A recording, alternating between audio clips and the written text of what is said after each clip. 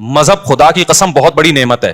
مذہب آپ کے پاس آپشن چھوڑ دیتا ہے سوچنے کا. شرابی شراب کیوں پیتا ہے, وہ کہتے ہیں اس میں کیا خرابی ہے, وہ بحث کرے گا. کچھ لوگ بتائیں گے کہ یہ فائدہ مند چیز ہے, کچھ کہیں گے نقصان دہ چیز ہے. تو وہ اپنی دماغ استعمال کر کے پلس مائنس کر کے ایک فیصلہ کر کے کچھ چھوڑ دیں گے, کچھ پینا شروع کر دیں گے. جو پینا شروع کرتے ہیں سوسائٹی کو کتنا نقصان ہوتا ہے.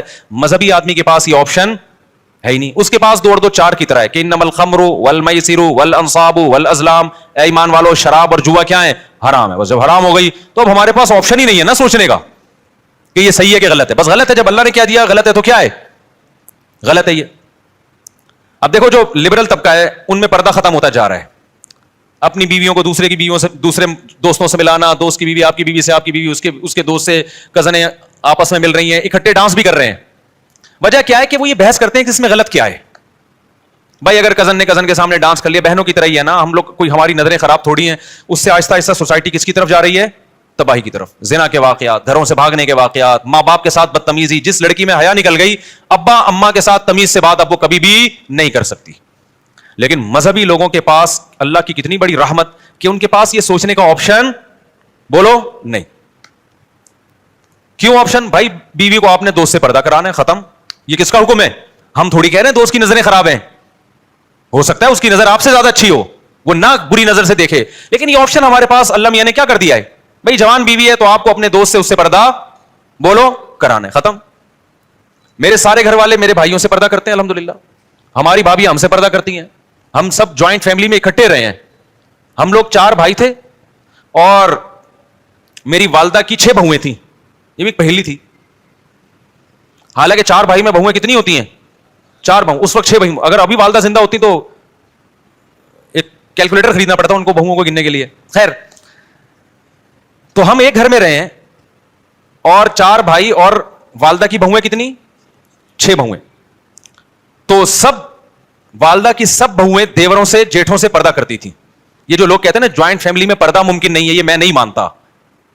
ہم نے تو کر کے دیکھا ہے بھائی اپنے گھروں میں الحمدللہ. لیکن ہم نے دیکھا ہے کہ بہت سی لڑکیاں جب دیور سے یا جیٹ سے پردہ کرتی ہیں تو بڑا مسئلہ گھر میں یہ کھڑا ہوتا ہے کہ دیور یا جیٹ کہتا ہے کہ کیا میں تمہیں برا آدمی نظر آتا ہوں جو مجھ سے پردہ کر کے بیٹھ گئی ہو. میں سمجھا پا رہا ہوں اپنی بات. ہماری نظریں کیا خراب ہیں, ہمیں باہر دیکھنے کے لیے بہت ساری عورتیں ہیں جو آپ پردہ کر کے بیٹھ گئی, ہمیں پتہ نہیں کیا سمجھ رہی ہو. یہ جب بحث گھر میں شروع ہوگی تو آپ پردے کا ماحول نہیں بنا سکتے. اسلام نے ہمارے لیے یہ بحث کا دروازہ کیا کر دیا, بولو بند. اسلام نے کہا بھائی عورت کا زینت اس کا بھائی, اس کا باپ, اس کا شوہر, اس کا بھتیجا, اس کا بھانجا, اس کا چچا, یہ دیکھ اس کے سامنے آ سکتی ہے, پوتے نواسوں کے سامنے بھی. اس کے علاوہ سارے اس کے لیے کیا ہیں, نامحرم. اب اس کا تعلق اس سے نہیں ہے کہ دیور جیٹ کی نظر اچھی ہے یا گندی ہے. بھائی اللہ کا حکم ہے بھابھی نے دیور سے پردہ کرنا ہے. تو مذہب والا آدمی جو مذہب کو فالو کرتا ہے نا, بہت سارے کنفیوژن اللہ نے اس کے لیے کیا کر دیے ہیں, آسان, ان سے نکلنا آسان کرتا ہے. وہ کہتے ہیں بھائی شریعت کا حکم ہے, ختم. تو سکون سے زندگی گزرتی ہے, گھروں کا ماحول اچھا ہو جاتا ہے. غیر مسلم لوگ نا پہلے یہ کزنوں سے پردہ ختم ہوا, پھر ناچنا گانا شروع ہوئے, اب اس کے بعد ان کے گھروں کا ماحول آپ غیر مسلموں کا جا کے دیکھو, گھروں میں محبتیں کیا ہو گئی, ختم. خیر میں اب اصل ٹاپک کی طرف آتا ہوں. تو یہ ڈپریشن کی بات چلی تھی نا, چھوٹے موٹے لگا رہے ہیں, ان سے ڈپریشن ختم نہیں ہوگی. ان سے ڈپریشن کیا ہوگی, یونیورسٹی میں لڑکیاں مڑکیاں بھی آج کل چرس الحمدللہ پینا شروع کر دیا انہوں نے. یہ اللہ کا بڑا فضل ہے, یعنی یہ طنز میں کہہ رہا ہوں میں کہ کیونکہ ہماری یونیورسٹیاں, ہمارے لبرل لوگ دینی مدرسوں پہ اعتراض کرتے ہیں کہ بچوں کو بگاڑتے ہیں یہ. اور جب ہم یونیورسٹیاں گئے تو وہاں ہم نے جب دیکھا کہ یہ سب کچھ چل رہا ہے تو پتہ چلا کہ تمہارا بگاڑ اور ہمارے بگاڑ میں بھائی زمین آسمان کا فرق. ہم نے اپنے مدرسے کے دور میں ایک طالب علم کو سگریٹ پیتے ہوئے دیکھا تھا, وہ بھی چھپ کے. اس کو بھی پتا تھا کہ میرے استاذوں کو پتا چل گیا تو میری ایسی کی تیسی ہو جائے گی, ماں باپ کو بھی نہیں پتا چلے. اور یونیورسٹی میں اگر آپ چلے جائیں نا تو ہو سکتا ہے آپ کو بھی فری میں مل رہی ہو وہاں پہ کہ ایک سٹا آپ بھی لگا لیں. اللہ بچائے, یہ بہت برا ماحول ہے لیکن جا رہے. جب مذہب آپ کی سوسائٹی سے نکلے گا تو ایجوکیشن ہی آپ کی تباہی بربادی کا ذریعہ بن جائے گی. خیر ہم چل رہے تھے قربانی پہ, پتہ نہیں یہ کہاں سے آ گیا, ہم آپ نے گچی پکڑ کے رکھی جی. میں تو چاہ رہا تھا کہ قربانی پہ آؤں نا, میں اب آ رہا ہوں قربانی پر. تو میں اصل بات آپ سے بتانا چاہ رہا تھا میرے بھائی, اللہ میاں نے جو ہمیں پیدا کیا ہے وہ کس کام کے لیے, اپنی عبادت کے لیے. اللہ کیا چاہتے ہیں, کس کے غلام بن کے رہو, اللہ کے. ہاں میں یہ کہہ رہا تھا اگر آپ اللہ کی غلامی نہیں کریں گے تو کلچر کے غلام بننا پڑے گا, خاندان کا غلام بننا پڑے گا, بڑی بڑی عالمی طاقتوں کا غلام بننا پڑے گا آپ کو. تو آزاد دنیا میں کوئی بھی نہیں ہے. آزادی کا لیبل لگا کے آزادی کی باتیں کی جاتی ہیں, حقیقت میں آپ کو ایک طبقے سے نکال کے دوسرے طبقے کا غلام بنایا جاتا ہے. جیسے آج کل کے مذہبی اسکالر تقلید کے بڑے خلاف ہیں کہ ان مجتہدین کی تقلید مت کرو, تو لیبل بڑا اچھا ہے کہ ہم تقلید نہیں کرتے, لیکن اصل میں مجتہدین کی تقلید سے ہٹا کے آج 15ویں صدی کے اسکالرز کا مقلد بنایا جا رہا ہوتا ہے. تو لیبل سب لوگ اچھے اچھے لگاتے ہیں, اس کے پیچھے بڑا مسئلہ ہوتا ہے. وہ لگا رہے ہوتے ہیں اپنا فالوور بنا رہے ہوتے ہیں آپ کو کہ ہم جو قرآن و حدیث کی تشریح کریں نا وہ پہنانا آسان ہو جائے, ہم قرآن و سنت کے نام پہ جو بھی پہنا دیں یہ پہن لے. تو جب تک یہ ابو حنیفہ سے نہیں ہٹے گا ہمارا پہناوا پہنے گا نہیں. ہے سمجھ میں آ رہی ہے بات؟ تو لیبل میرے بھائی سب کے پاس کیا ہیں, بڑے بڑے خاندانی قسم کے لیبل ہیں. تو پھر دیکھو کچھ بھی پہنا دیتے ہیں قرآن و سنت کے نام پہ, اور لوگوں کے پاس علم نہیں ہوتا تو وہ پہن کے گھوم رہے ہوتے ہیں. تو اب جو بات چل رہی تھی وہ یہ چل رہی تھی کہ اللہ میاں چاہتے ہیں کہ اس کے غلام بن کے رہو. وہ میں خاتون کا واقعہ بتا رہا تھا نا کہ خلا لے لیا, کورٹ نے فوراً کھڑاک سے خلا پکڑا دیا, بچے باپ سے محروم. اب جب بچیاں جوان ہوئی ہیں تو اب وہ در بدر کی ٹھوکریں کھا رہی ہیں. زندگی کس کی تباہ ہوئی ہے اس خلا کے نتیجے میں؟ مرد کی نہیں, عورت کی تباہ ہوئی ہے. مرد کی صحت پہ کوئی زیادہ فرق نہیں پڑتا. تو اللہ میاں کا جو قانون ہے نا وہ عورت کے فائدے میں ہے. عورت جذباتی ہوتی ہے, وہ تھوڑے سے غم برداشت نہیں ہوتے, طلاقیں لے لے کے ادھر ادھر جانا. اگر وہ وفا کر لیتی, کچھ مرد کی کڑوی کسیلی برداشت کر لے, تو عیاشی کس نے کرنی ہے؟ پھر اس عورت نہیں کرنی ہے. لیکن یہ کہ ہمارے یہاں نہیں سپورٹ کیا جاتا, بس عورت کے حقوق عورت کے حقوق, اس کا جو تباہی ہوتی ہے نظر آ رہی ہے سامنے. تو اللہ میاں کیا چاہتے ہیں میرے بھائی؟ الحمد سے لے کے والناس تک پتہ چلتا ہے کہ کس کے غلام بن کے رہو؟ بولو اللہ کے. اب اسلام چاہتا ہے کہ آپ اللہ کی غلامی کریں, تو اللہ کہتے ہیں غلامی کا زبانی دعویٰ قبول نہیں ہے, پریکٹیکل کر کے دکھاؤ, پریکٹیکلی یہ شو کرو کہ میں کس کا غلام ہوں. بولو اللہ کا. اب اس کے لیے اللہ نے 2 طرح کے حکام دیے ہیں ہمیں. ایک احکام تو وہ ہیں جن کی کوئی لاجک بنتی ہے, جن کو ساری دنیا کہتی ہے ویل ڈن, بہت اچھا کام مسلمان کرتے ہیں. مثال کے طور پر مسلمان زکوٰۃ دیتے ہیں, اس سے غریبوں کو فائدہ ہوتا ہے. ساری دنیا کیا کہتی ہے؟ اسلام کا یہ برا حکم ہے یا اچھا حکم ہے؟ بولو نا, اچھا حکم ہے بھائی. مالداروں کی زکوٰۃ نکلتی ہے, جاتی کہاں ہے؟ غریبوں کے پاس. ہم زکوٰۃ دیتے ہیں کس کو خوش کرنے کے لیے؟ اللہ کو خوش کرنے کے لیے. اللہ میاں نے ہمیں حکم دیا صدقہ فطر کا, عید سے پہلے صدقہ فطر نکالو. دنیا میں کسی غیر مسلم کو اس پہ کوئی اعتراض ہے؟ بولو نا, کوئی اعتراض نہیں ہے. دینا پڑے گا ہمیں, غریبوں کو فائدہ ہوتا ہے. ہم اللہ کی غلامی بھی شو کر رہے ہوتے ہیں کہ اللہ کے آرڈر پہ ہم دے رہے ہیں. تبھی تو ہندو تھوڑی دیتے ہیں عید الفطر میں, عیسائی دیتے ہیں عید الفطر میں, مسلمان دیتے ہیں. یہ شو کرنے کے لیے کہ ہم کس کے بندے ہیں؟ اللہ کے. اللہ نے ہمیں حکم دیا کہ عید کی خوشیوں میں غریبوں کو شریک کرنے کے لیے کیا دو؟ صدقہ فطر. اور اللہ نے کہا جس کے جتنے زیادہ بچے ہیں وہ اتنا زیادہ صدقہ فطر دے. حیرت کی بات ہے یار. یا اللہ فیملی پلاننگ والے کہہ رہے ہیں کہ بچہ آنے سے غربت مہنگائی میں اضافہ ہوا ہے, تو جس کے زیادہ بچے ہوں اس پہ تو کم ٹیکس ہونا چاہیے نا. ابے یار کیا کریں, کیسے سمجھائیں بھائی؟ اس کے آنے سے تو مہنگائی بڑھی ہے, باپ کی جیب پہ بوجھ آیا ہے. تو اسلام کہہ رہے جتنے بچے ہوں گے صدقہ فطر اتنا ہی زیادہ ہوگا. کیوں؟ اسلام کہہ رہے سورس آف انکم تمہاری زیادہ ہے کیونکہ تمہارے بچے زیادہ ہیں. یہ صرف پیٹ لے کے نہیں آئے, 2 ہاتھ اور 2 پاؤں لے کے بھی آئے ہیں. یہ سورس آف انکم ہے, یہ وسائل ہیں, یہ اثاثے ہیں, یہ ایسٹس ہیں. فیملی پلاننگ والا یہ تو بتائے گا بچہ پیٹ لے کے آتا ہے, یہ نہیں بتاتا کمانے کے لیے 2 ہاتھ اور 2 ٹانگیں بھی لے کر آتا ہے. اور ایسے 2 ہاتھ اور ایک پیٹ ایک ہوتا ہے, کمانے کی پاور 10 آدمیوں کو کھلانے کی طاقت لے کے آتا ہے وہ. سمجھ میں آ رہی ہے بات؟ تبھی سب سے زیادہ اس محلے میں الحمدللہ صدقہ فطر میرا نکلتا ہے, الحمدللہ. اور صدقہ فطر جرمانہ نہیں ہے, کیونکہ عید کے دن جرمانے نہیں لیے جاتے, عید کے دن شکرانہ ہوتا ہے. تبھی صدقہ فطر کا دوسرا نام کیا ہے؟ شکرانہ. تو اللہ نے کہا جس کی اولاد زیادہ ہے اس پر شکر بھی زیادہ ہے. اس سے پتہ چلتا ہے اسلام میں اولاد کی کثرت یہ نعمت ہے, یہ ٹینشن یا بوجھ نہیں ہے. سمجھتا نہیں ہے نا بات کو؟ خیر آپ کی اسپیڈ میں کوئی فرق نہیں پڑنے والا, ہمیں پتا ہے. آپ 2 بچے ہی اچھے لے کے چلیں, پھر بڑھاپے میں ترسو گے, آپ جوانی میں بھی ترسو گے. بچوں سے تو گھر میں رونق ہوتی ہے یار, آنکھوں کی ٹھنڈک ہوتے ہیں. تو خیر توکل نہیں ہے, دنیا کو مسافر خانہ نہیں سمجھتے, بس وہی کیلکولیشن لے کے چلے رہتے ہیں. تو پڑے رہو پھر کالو کا لیٹر لے کے, اتنے پیسے ہوگا, اتنے بچے ہوگا, اتنی بیویاں ہو گئی, یہ بچ رہا ہے تو ابے بھائی یہ اس کا تعلق اللہ پہ توکل سے. شادیاں بھی کرتا جا, بچے بھی پیدا کرتا جا, رزق کے دروازے کھلتے چلے جائیں گے, کھلتے چلے جائیں گے. کچھ اللہ بھی تو ہے نا, اللہ کو مانو بھی تو, اور خوش رہو یار. غربت بھی ہے تو کیا ہے, بیسک ضرورتیں الحمدللہ پوری ہوتی رہیں گی. بہت زیادہ ہو گیا نا تو ٹماٹر بیچو گے, یہی ہوگا نا. تو کیا ٹماٹر والے جنت میں نہیں آئیں گے؟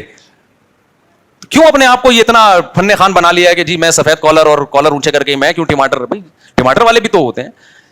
اللہ اس کی تو اللہ تعالیٰ بچائے گا انشاءاللہ, اللہ مدد کرتا ہے. لیکن ایک مثال دے رہا ہوں میں. تو خیر اللہ میاں کیا چاہتے ہیں؟ اللہ کے غلام بن کے رہو, تو اس غلامی کو ثابت کرو اپنے عمل کے ذریعے. تو عمل 2 طرح کا اللہ نے دیا. ایک عمل وہ جس پر سب کی طرف سے بلے بلے ہوگی, سب کہیں گے ویل ڈن, زکات دینا, صدقہ فطر دینا, رشتہ داری جوڑنے کے لیے ان پہ خرچ کرنا, یہ سارے کام وہ ہیں جس پر غیر مسلم بھی خوش ہوتا ہے, مسلم بھی. اللہ میاں نے کہا کچھ کام ایسے آرڈر کروں گا جس پہ غیر مسلم کو اعتراض ہوگا اور تمہاری بھی عقل کہے گی یہ میری سمجھ میں کام نہیں آ رہا. وہ کام ہوں گے جن کے کرنے سے یہ پتا چلے گا کہ تم اپنے آپ کو کس کا غلام سمجھتے ہو, اللہ کا. کیونکہ غلام کے پاس نو کا آپشن بھی نہیں ہوتا, اور غلام کو اس کی بھی اجازت نہیں ہوتی کہ وہ آپ کے آرڈر کی لاجک آپ سے پوچھنا شروع کر دے. دیکھو فوج میں بڑی اطاعت ہوتی ہے نا آفیسر کی. میدان جنگ میں آفیسر نے فوجی سے کہا وہاں جا کے لڑو, وہ کہہ رہا سر وجہ کیا ہے اس کی, کائنڈلی آپ مجھے وجہ بتائیں گے, میں ادھر کیوں جاؤں, میں ادھر جاؤں گا. چلے گا 2 دن, وہ کورٹ مارشل ہو جائے گا. اللہ میاں کہتے ہیں تم کس کے غلام ہو, میرے غلام. جب میں آرڈر دوں گا نا تو تمہارے پاس کیوں کا آپشن نہیں ہے. شیطان میں آدم میں یہی تو فرق ہے. اللہ میاں نے فرشتوں کو حکم دیا آدم کو سجدہ کرو, فرشتوں نے کہا کہ کیوں, ہم نور سے بنے ہوئے, یہ مٹی سے ہمارے سامنے. دیکھو آفس میں کوئی نیا امپلائی آ جائے نا, اس کی تنخواہ پرانوں سے زیادہ ہو, پرانے والے کہیں گے یہ نیا آیا ہے اور اس کو ڈبل تنخواہ دے رہی, ہم 20 سال سے جھک مار رہے ہیں یہاں پہ. اعتراض ہوتا ہے کہ نہیں ہوتا؟ وہاں اعتراض بنتا ہے, کیا کریں, کیونکہ آپ باس کے غلام نہیں ہیں, ٹھیک ہے نا.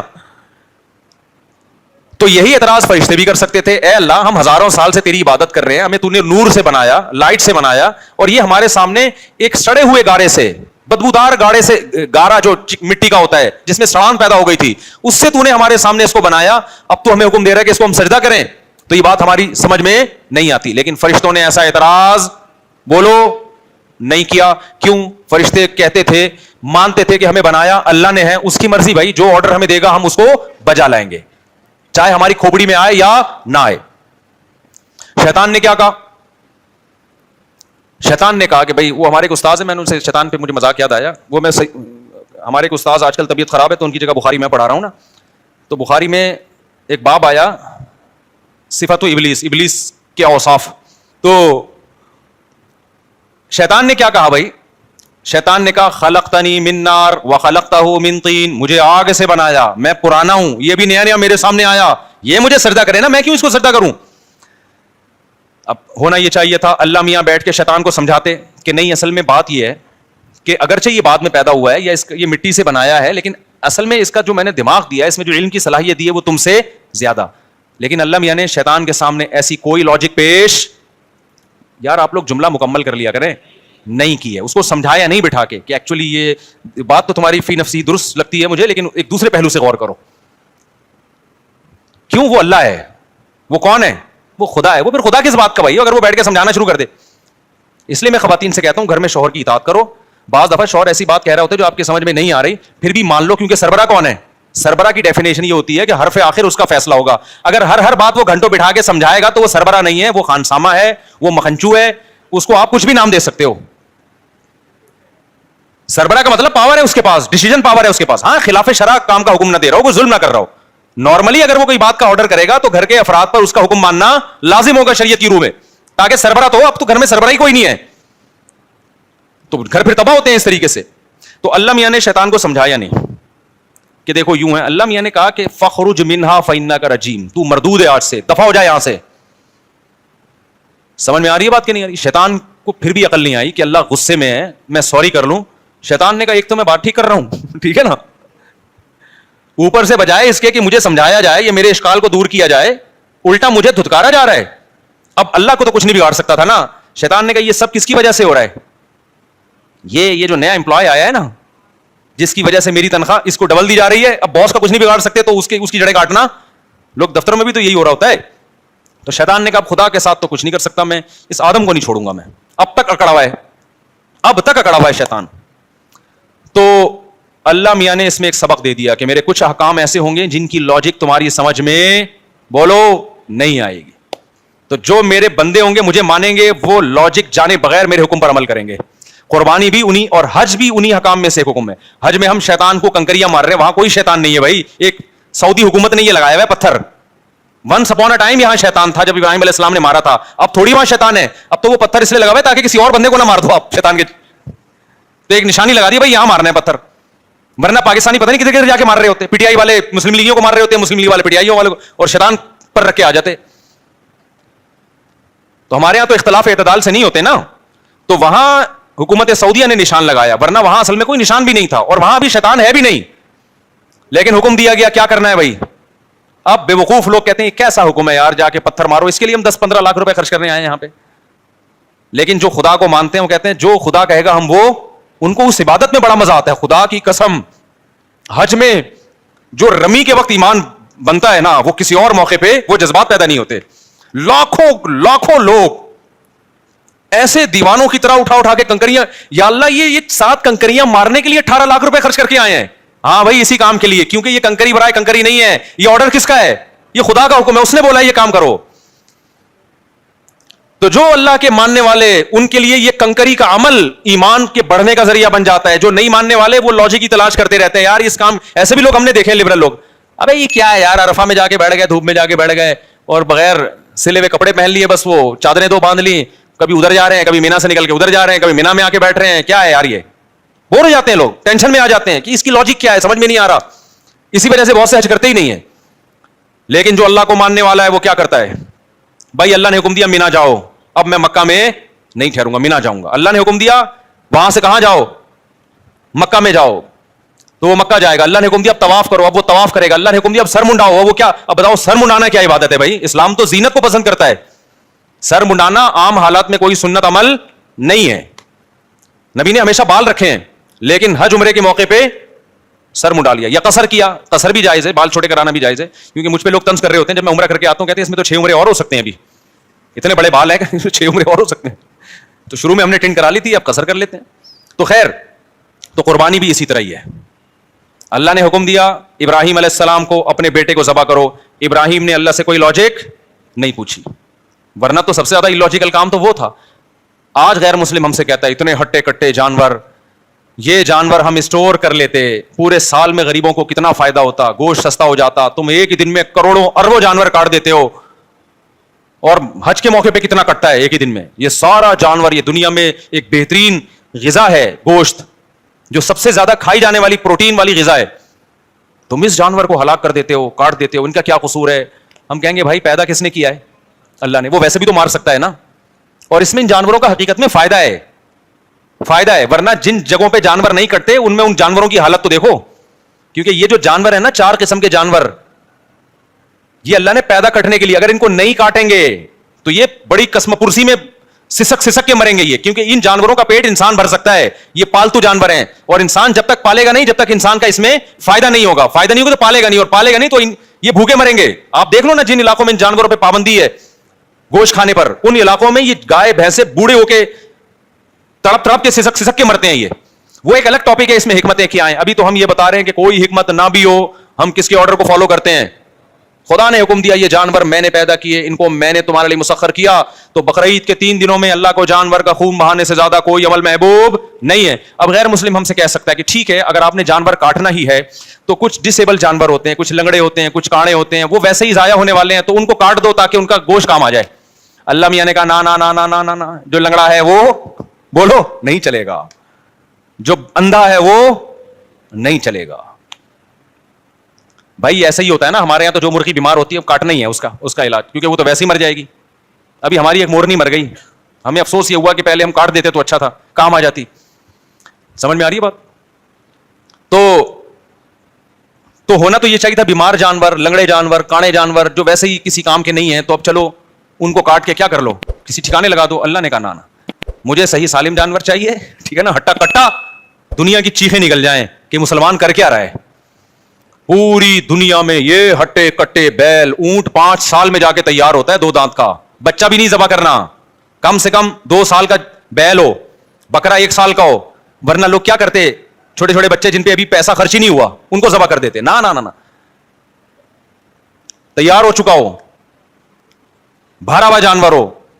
बाद ऐसे जानवर होते हैं लोग मजाक उड़ाते हैं महल्ले वाले के, सूप बना के पी ले भाई तू इसका, ठीक है ना। अल्लाह मैंने क्या कहा, अच्छा जानवर हो। तो ये बात बज़ाहिर इलॉजिकल है, लेकिन मुसलमान का खुदा से रिश्ता है। और आपको पता है कुर्बानी का हुक्म यहूद और नसारा को भी हुआ था, लेकिन उनके यहां गामदी साहब जैसे स्कॉलर्स पैदा बहुत पहले हो गए थे। उन्होंने एक्चुअली करके ना सारे कुरान और सुन्नत का बेड़ा गर्क कर दिया उनके स्कॉलर्स ने, जो अब गामदी साहब कोशिश में लगे हुए हैं। क्योंकि हर शरीयत के हुक्म में ना वो उनकी एक अपनी वो होती है, एक्चुअली ये तो इसलिए था, एक्चुअली ये तो इसलिए था, एक्चुअली ये तो इसलिए था। तो کبھی حدیث کو مان رہے ہیں, کبھی حدیث کو نہیں مان رہے. جو حدیث ان کے فیور میں جائے گی وہ حدیث حجت ہے, جو حدیث غامدی صاحب کے فیور میں نہیں جائے گے تو حدیث وہ حجت نہیں ہے. تو بہت سارے مسائل کا انکار کر دیا غامدی صاحب نے جو اجماع امت سے ثابت تھے. غامدی صاحب سے کسی نے پوچھا کہ قرآن و سنت میں تو ہے کہ بچے زیادہ پیدا کرو, تو آپ کیوں کہتے ہیں کہ یہ اس زمانے میں نہیں ہے؟ تو انہوں نے کہا ایکچولی اس زمانے میں جنگوں میں لوگ مر رہے تھے, تو اس زمانے میں ایکچولی ضرورت تھی. وہ اس طرح کا انہوں نے بیان دیا کہ وہ جو ہے وہ, حالانکہ اس زمانے میں غربت اعلیٰ سطح پہ تھی.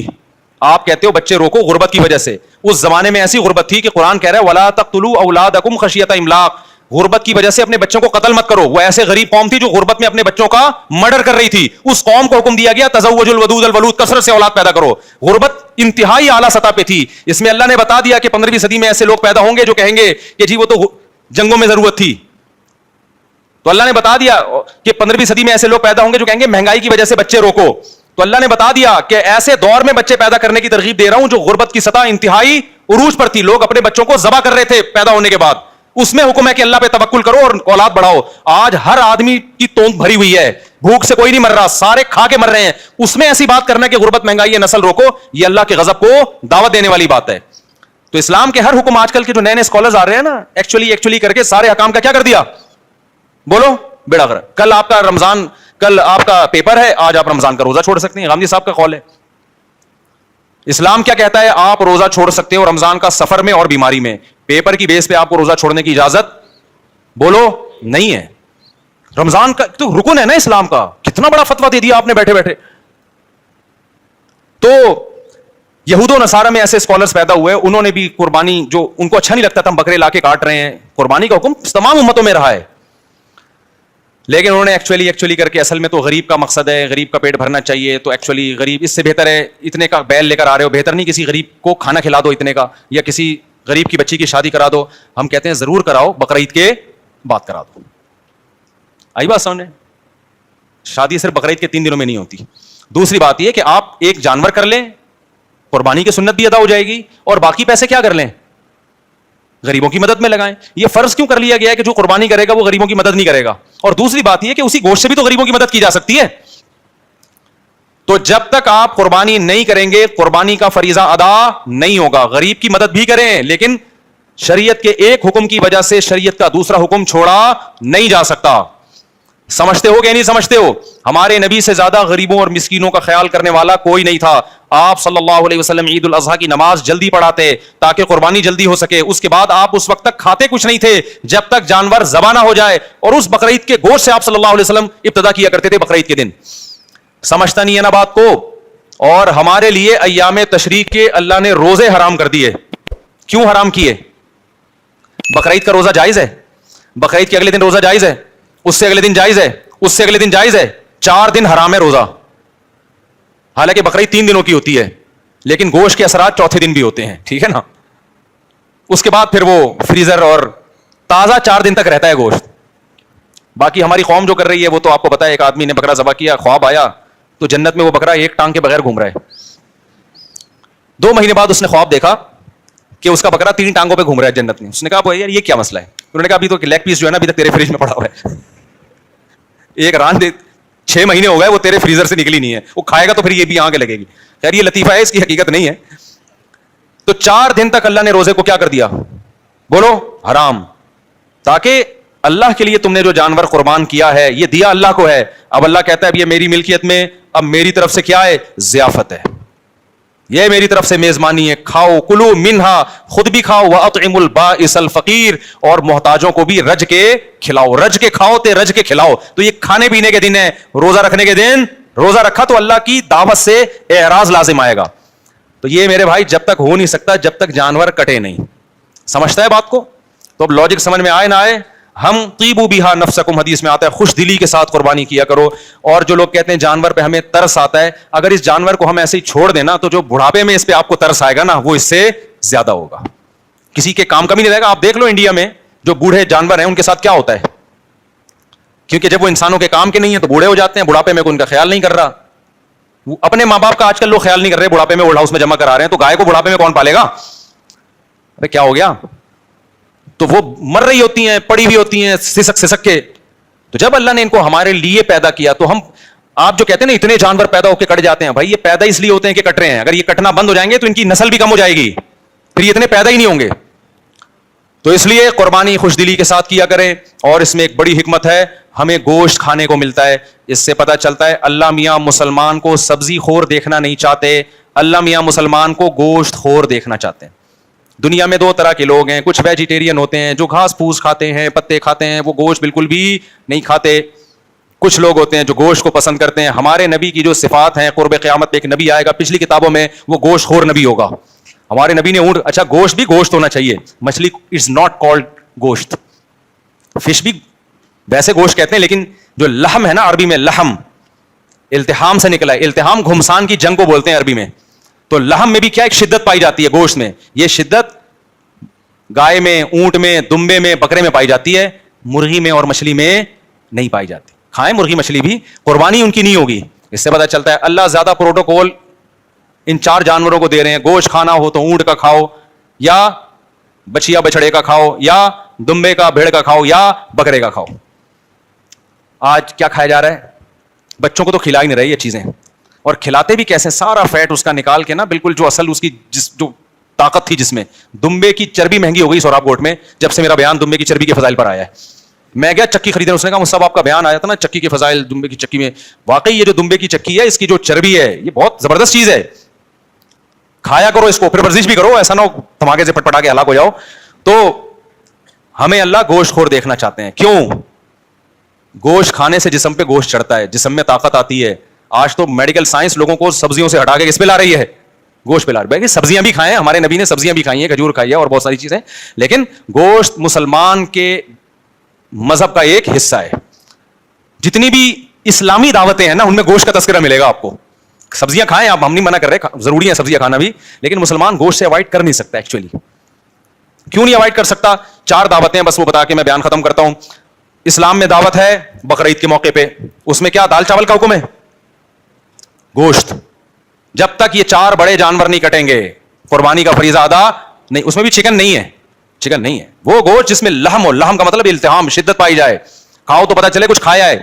دمبا کھاؤ تو پتہ چلتا ہے کہ کھایا ہے, گائے کھاؤ تو پتہ چلتا ہے, اونٹ کھاؤ تو, مرغی سے کبھی پتہ چلتا ہے کبھی نہیں چلتا, وہ تو ہلکی چیز ہے نا وہ. دوسرا دعوت ہے اسلام میں ولیمے کی. جب آپ کی شادی ہوگی اسلام کہتا ہے آپ نے کیا کرنا ہے, جب بھی ہوگی, ایک صاحب کو ہنسی آئی, میں نے کہا جب بھی, تو وہ ہنس رہے ہیں. جب بھی آپ کی شادی ہوگی آپ نے کیا کرنا ہے, ولیمہ کرنا ہے. اور ولیمے کے بارے میں بھی ترغیب یہ ہے, اولم ولو بشاتن, اگرچہ ایک بکرا کرو. تو وہاں بھی اصل کیا ہے ولیمے میں؟ گوشت. یہ مذہبی دعوتیں ہیں نا بھائی, آپ کا بچہ پاس ہو گیا آپ دعوت کرو گے, مذہبی دعوت تھوڑی ہے. کوئی سنت آئی تو آپ خوشی میں کر رہے ہو, کرو, کوئی منع بھی نہیں ہے, لیکن مذہب نے جن دعوتوں کو پروموٹ کیا ہے وہ کون سی ہیں؟ وہ یہ چار دعوتیں ہیں. بلکہ اس سے پہلے, سب سے پہلے حج کے موقع پہ دم شکر, جو آپ نے ایک سفر میں حج عمرہ کیا, وہاں کیا کٹے گا؟ شکرانے میں بکرا کٹے گا. وہاں بھی بکرا کاٹا جا رہا ہے, گوشت کھاؤ بھی اور پھر کھلاؤ بھی. دوسرے موقع پہ بقرعید, وہاں بھی کیا کٹے گا؟ گوشت, بڑا گوشت. بڑے سے میری مراد جو ریڈ میٹ ہوتا ہے, بکرا بھی اس میں داخل ہے. تیسرے نمبر پہ اسلام میں دعوت ہے ولیمے کی. جب بھی آپ کی شادی ہوگی اپنی ذمہ داری پہ, تو آپ نے اگلے دن رخصتی کے بعد کیا کرنا ہے بھائی؟ ولیمہ. تو ولیمے کے بارے میں آتا ہے اولم ولو بشاتن, وہاں بھی مرغی بھی نہیں ہے. آج کل ولیمے میں چکن بریانیاں کھلائی جا رہی ہیں. تو جیسا ولیمہ ہوگا آگے زندگی بھی ویسے چکن کی طرح گزرے گی. تو ولیموں میں بکرے کی بریانی, بیف بریانی یہ بنوایا کرو. سمجھتے ہو؟ بکرا کھلاؤ لوگوں کو, بکرا نہیں تو گائے کھلا دو. تو تیسرے نمبر پر ولیمے کی دعوت ہے. چوتھے نمبر پر اسلام میں عقیقے کی دعوت ہے. اسلام کہتا ہے جب بچہ پیدا ہوگا تو 18واں بھی پیدا ہو رہا ہے تو فیملی پلاننگ والے تو بے ہوش ہو کے ختم ہو جائیں گے, مر جائیں گے. اللہ کہتے ہیں پہلے بچے پہ بھی 2 بکرے, 18ویں پہ بھی 2 بکرے. بیٹی ہے تو 1 بکرا, بیٹا ہے تو 2 بکرا, یا گائے کے 2 حصے, اونٹ کے 2 حصے, گائے کے 2 حصے, یا دمبا 2 دمبے, اور لڑکی ہے تو 1 حصہ. تو وہاں بھی کیا ہے, اللہ میاں کہہ سکتے تھے تمہارے بچہ پیدا ہوا بریانی کی 2 دیں گے, دال چاول کی 2 دیں گے, کہہ سکتے تھے نا اللہ تعالیٰ. بچہ پیدا ہوا 6 برگر 3 پیزے, کہہ سکتے تھے نا. نہ اسلام برگر کو اور پیزوں کو اور یہ جو دیکھ کے چاول ہے ان کو پروموٹ نہیں کر رہا. اسلام کہہ رہا ہے خوراک, بچہ پیدا ہوا ہے تجھے کیا کھلانا ہے لوگوں کو؟ بکرا کاٹ کے, مرغی بھی نہیں. تو بھائی یہ 4 اسلامی دعوتیں ہیں. یہ دعوت اسلامی نہیں ہے, یہ اسلامی دعوت ہے. ایک تو دعوت اسلامی, وہ تو ایک تنظیم ہے. یہ ہے اسلامی دعوت. 4 کھانوں کے علاوہ اسلام میں کوئی 5واں کھانا نہیں ملتا. وہ پھر ہے آپ کے لیے جائز ہے, لیکن وہ مذہب نہیں ہے. وہ یہ 4 تو مذہبی کھانے ہیں. ان چاروں میں اللہ ہمیں بڑا گوشت کھلا رہے ہیں. مرغی بھی نہیں اور مچھلی بھی نہیں. تو یہ کچھ ہوگا میرے بھائی, اس میں کچھ دم ہوگا. تو اللہ ہمیں بقرعید کی قدر کی توفیق عطا فرمائے, قربانی جذبے سے کرنے کی توفیق عطا فرمائے. سبحانک اللہم و بحمدک نشہد ان لا الہ الا انت نستغفرک و نتوب الیک.